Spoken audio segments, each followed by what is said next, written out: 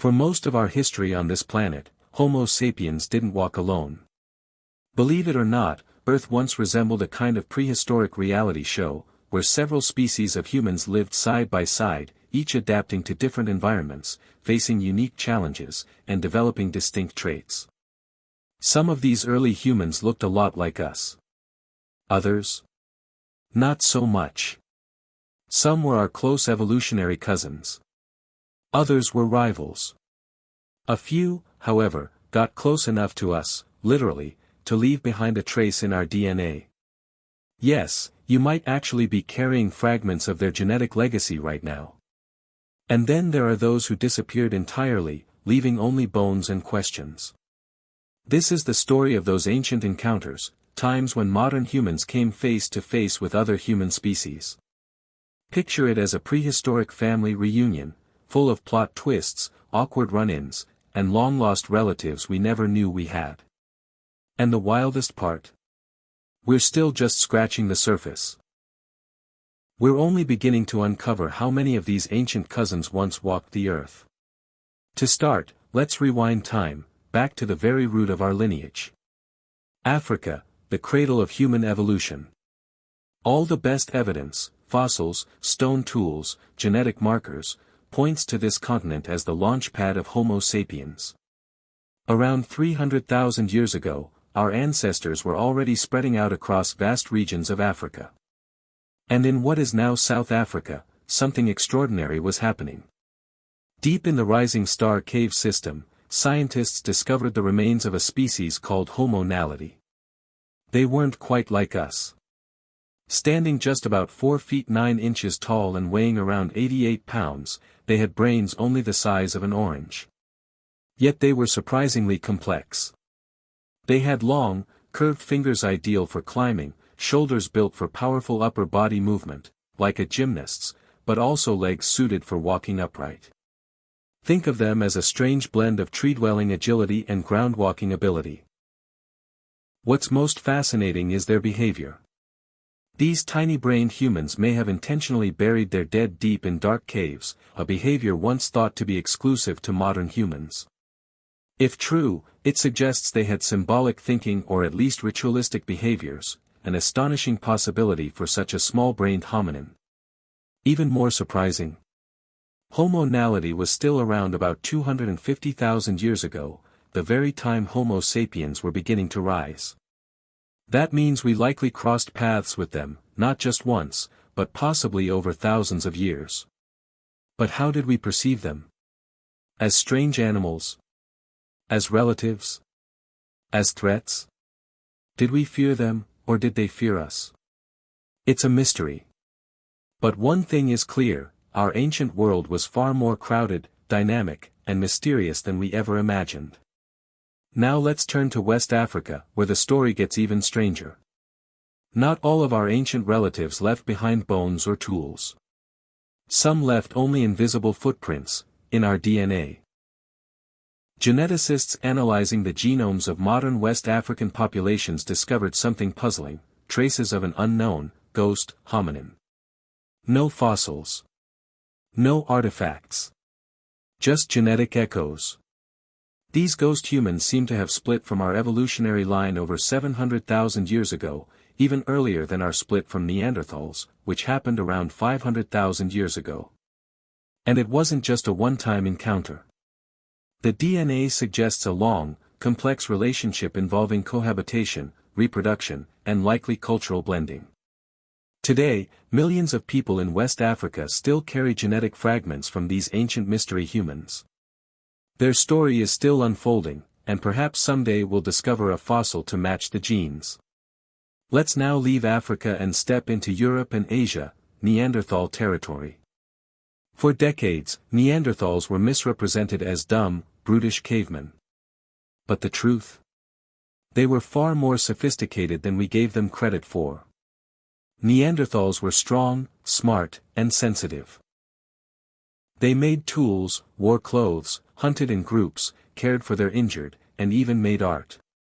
Our ancestors first encountered them over 200,000 years ago, possibly in the Middle East. That first meeting didn't last. But around 70,000 years ago, a second wave of Homo sapiens left Africa, and this time, the encounter stuck. We didn't just meet the Neanderthals, we mixed with them. Archaeological evidence shows shared hunting strategies, overlapping tools, and even cultural exchange. And yes, the DNA doesn't lie. Nearly every non-African person alive today carries Neanderthal DNA, a legacy of those ancient encounters. East Asians, in fact, carry the highest percentages, more than Europeans. And while some meetings may have been cooperative, others were violent. One Neanderthal skeleton discovered in Shanidar cave in Iraq showed signs of a rib wound, possibly caused by a human-made weapon. It's a sobering reminder that not every meeting between human species was peaceful. As Homo sapiens expanded across Europe and Asia, Neanderthals began to vanish. Whether it was competition, climate change, or simply interbreeding that absorbed them into our gene pool, they were mostly gone by 40,000 years ago. But their DNA lives on in billions of people today. Not just as a quirky fact, but in traits that affect our skin, immune systems, even brain development. And then comes a curveball, the Denisovans. Unlike Neanderthals, Denisovans were discovered through DNA first. In 2010, scientists sequenced the genome from a finger bone found in Denisova cave in Siberia. The result didn't match us. It didn't match Neanderthals. It was a new kind of human entirely. Soon after, they found a fossil belonging to a hybrid child, half Neanderthal, half Denisovan. The ancient world was far more interconnected than we thought. Modern humans also encountered the Denisovans. Today, people in Southeast Asia and Oceania carry up to 5% Denisovan DNA. Some of those genes help Tibetan populations survive in high altitudes. Others enhance immune defenses and fat metabolism. We still don't have a full Denisovan skull, just fragments scattered across Asia, but their genetic legacy runs deep. Now, rewind even further, before Neanderthals and Denisovans, there was Homo erectus, the original human explorer. Showing up almost 2 million years ago, Homo erectus was the first of our kind to leave Africa. They spread across Asia, surviving for over 1 million years. Once believed to have died out long before Homo sapiens appeared, new evidence from Java suggests Homo erectus may have lived as recently as 117,000 years ago, after modern humans had already entered Southeast Asia. So, did we meet them? Possibly. But there's no direct proof yet of interbreeding. Still, the timing overlaps. And their extinction not long after our arrival raises big questions. Now, things get truly bizarre.